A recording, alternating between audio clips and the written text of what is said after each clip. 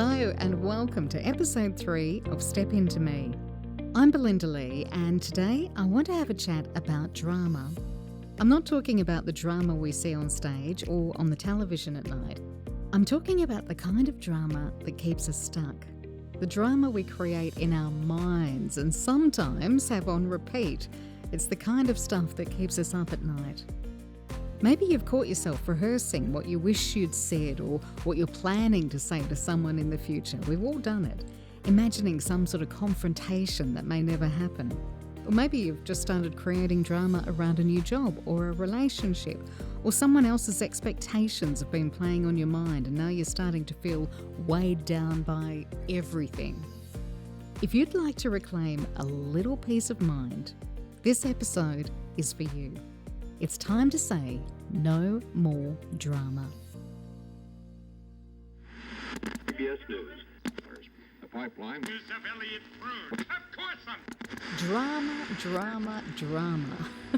Let's be honest, drama is addictive. We don't mean to create drama, but sometimes we just let our thoughts run wild, and before we know it, we're bracing ourselves for that next family gathering, or we're in tears. I've done this because we've dreamt up some outrageous scenario that deep down we know is never, ever going to happen. But we let it play out in our minds, and worse, we actually allow ourselves to feel the drama. Our bodies don't know any different. So we end up feeling the actual feelings that we'd feel if that scenario were true. It's bonkers because we are allowing our thoughts, our moods, even our actions to be dictated by something that just isn't real. And I think now, more than ever, we need to get real with ourselves. There's already enough fake stuff in the world, fake news, fake images, fake food. We just don't have much control over any of that.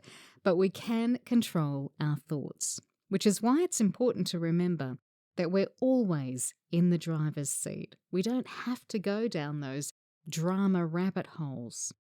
I'll admit, sometimes drama can be comforting. Those patterns are familiar, even when we know that they're doing us more harm than good. But what if there was a way out? What if we could step off that merry-go-round and choose something different? Let me give you a very real example from my own life.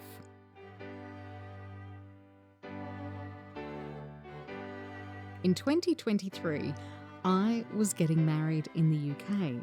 It's where I've lived for the past 6 years. Now, as an Australian, I still have strong ties to my hometown of Perth in Western Australia.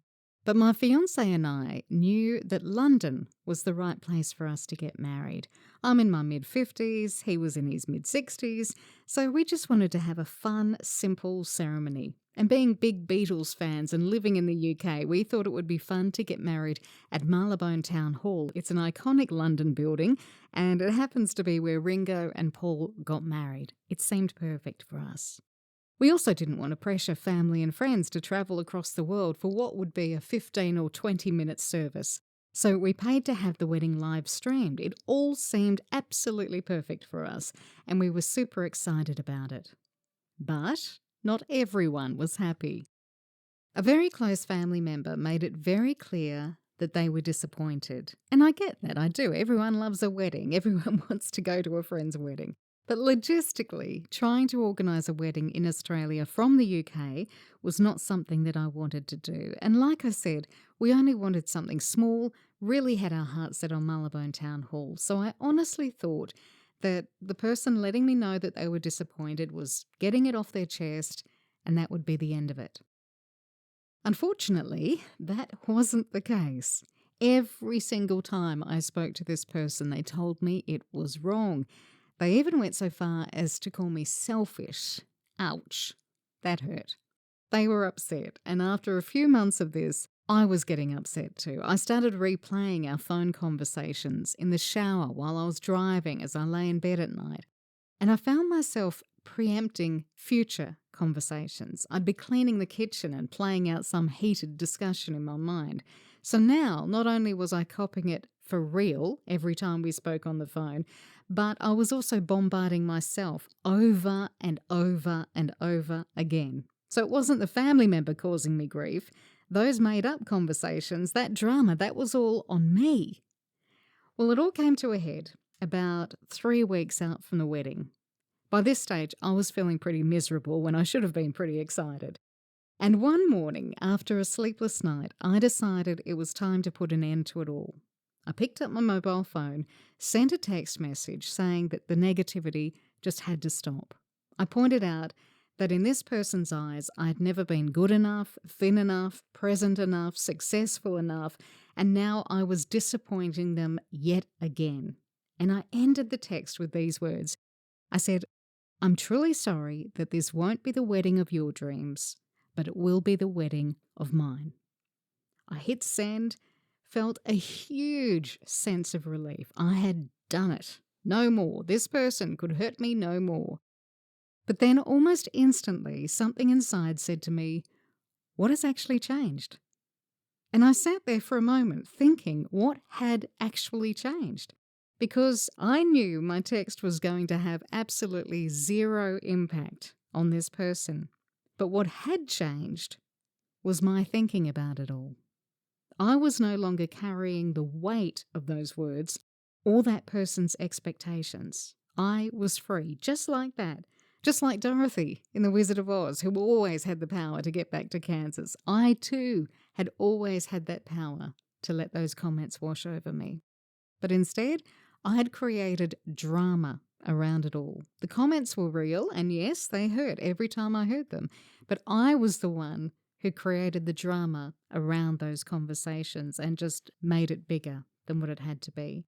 So it took that text message to disconnect my feelings and emotions from the criticism. But I could have done it much sooner had I chosen to. And the irony of that story is that the family member in question also had a moment of realization. Only for them, it happened during the wedding service. As they were watching on their computer on the other side of the world, they realized that they could have been in London watching it happen live. The only thing that stopped them from booking a ticket was the drama that they created around that moment when I announced that we were getting married in London. The story they created about it being wrong, disrespectful, selfish, those thoughts, that drama hijacked their opportunity to be at the wedding.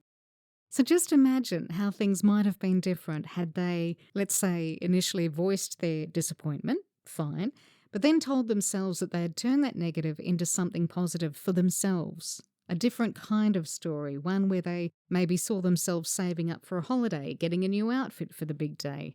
Imagine the conversations we might have had then. These are just 2 examples of how the stories we create in our minds can impact our lives. And at any given moment, we can change those stories in a flash. At any point, I could have attached a different story to those phone conversations. I could have chosen to be more compassionate than defensive, or I could have chosen to be like Teflon and just let the comments wash over me. Same too for my relative. They could have stopped getting so worked up about it being wrong in their mind. It didn't have to be that way for either of us. The drama we both created made everything just so much worse. So have a think about it. What are your drama stories? Does your drama involve family, as mine did, or is it even more personal than that? We've probably all met someone who has an internal drama story about their love life, the person who believes they're unlovable or never going to find love. What if they change that story to, I know the right person is waiting for me? It's just a change of thought. We all have stories that we tell ourselves about who we are, what we deserve, how others should behave.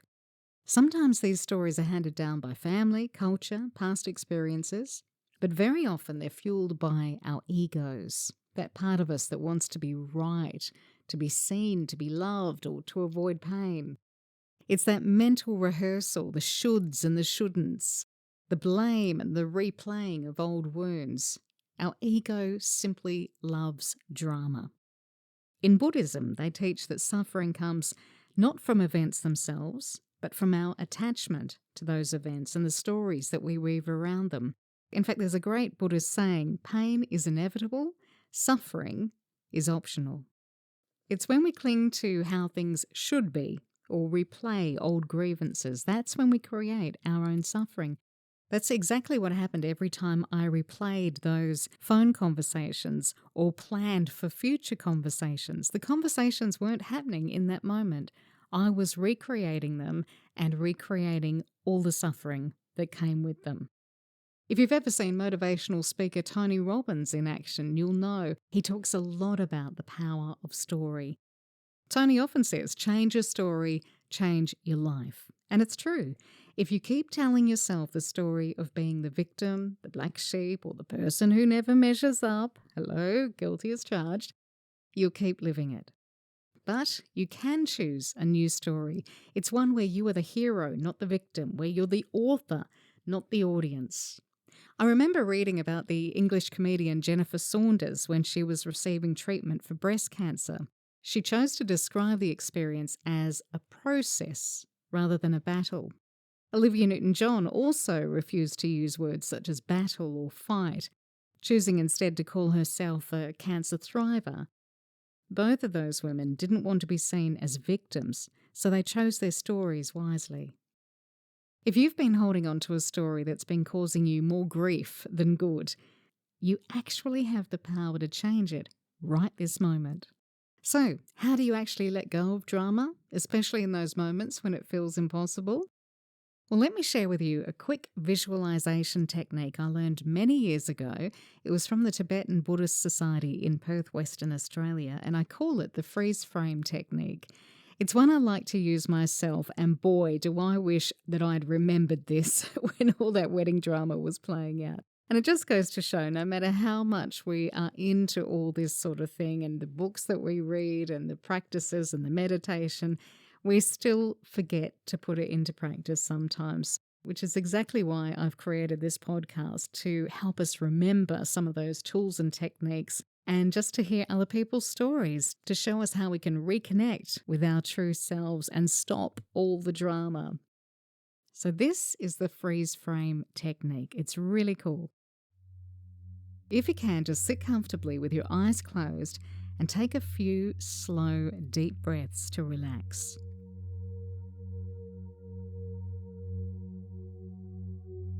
In your mind, bring up a familiar situation with a family member or loved one or friend or work colleague, a conversation or situation where things always seem to go pear-shaped.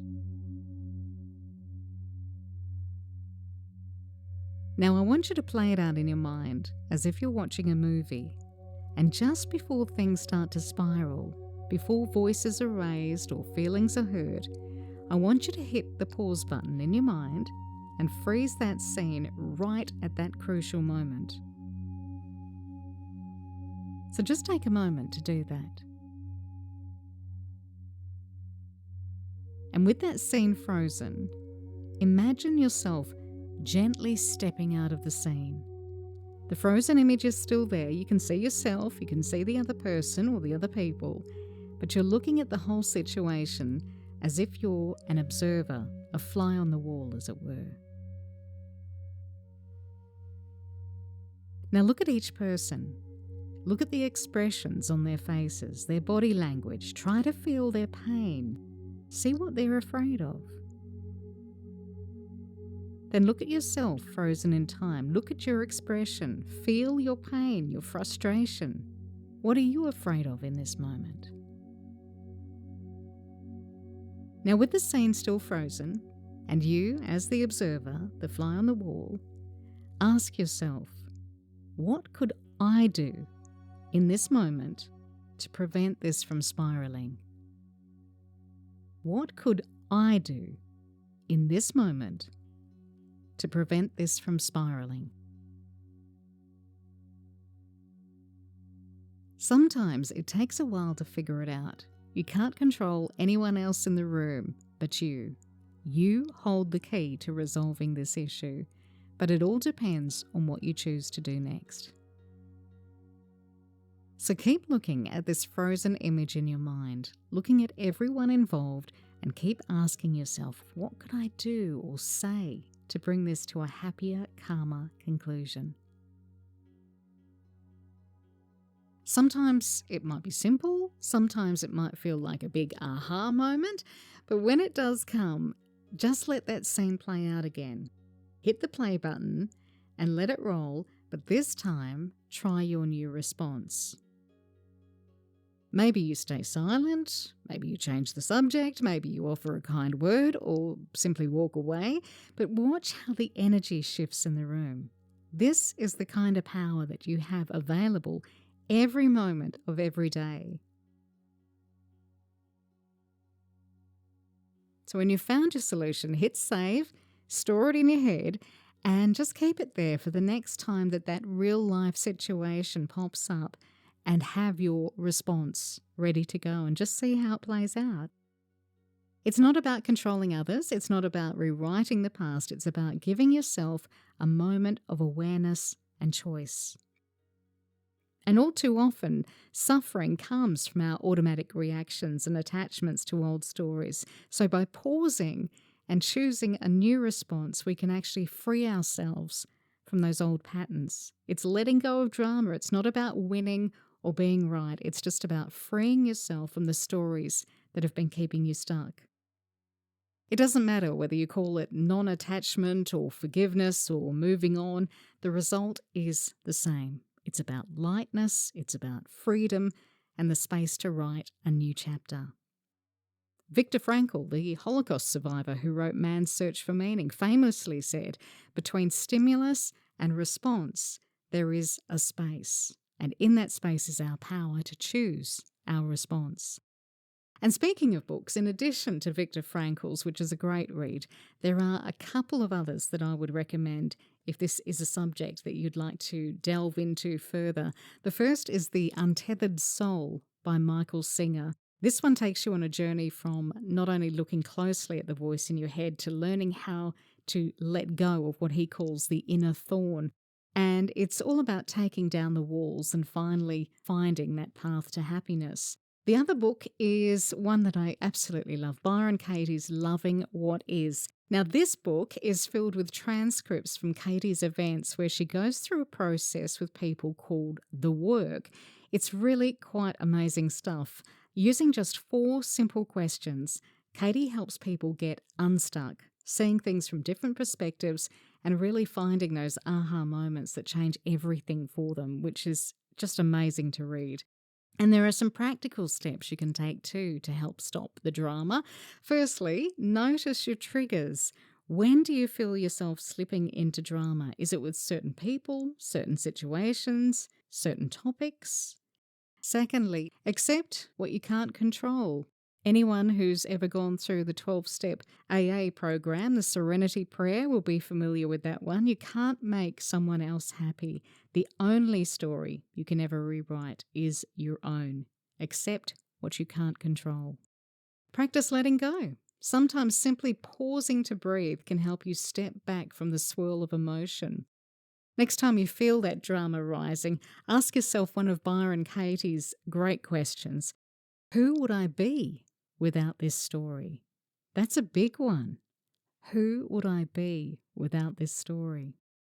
And finally, try to find compassion for both yourself and others. Letting go never means pretending that you weren't hurt. It means you recognize your pain, you offer yourself some compassion, and then you choose not to carry it anymore.